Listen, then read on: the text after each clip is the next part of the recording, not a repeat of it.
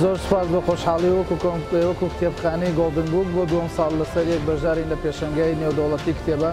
سوپاس بۆ کۆمپانیای ئەتلەس ئەسیل کە لە 2 ساڵ هەستان بە ڕێکخستنی ئەم پێشەنگایە بە شانازی وەکو سلێمانی ئینشاءالله ئەم کارە بەردەوامە بێت.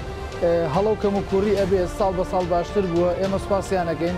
ساڵی پار لە ئاسی تەوەقوع نەبوو ئەوەی کە بەشداری کردووە، بەڵام سوپاس بۆ خوا ئەوەی کە چاوەڕوان نەئەکرا ڕوویە زۆر بە باشی بە شانازیەوە. ئەم ساڵ سەرەڕایەوەی کە سلێمانی پێشەنگ بووە بۆ هەرێمی کوردستان و عێراق و وڵاتانی دراوسێش کە یەکەم شارە کە پێشەنگای کتێبی تیا ئەکرێتەوانێ.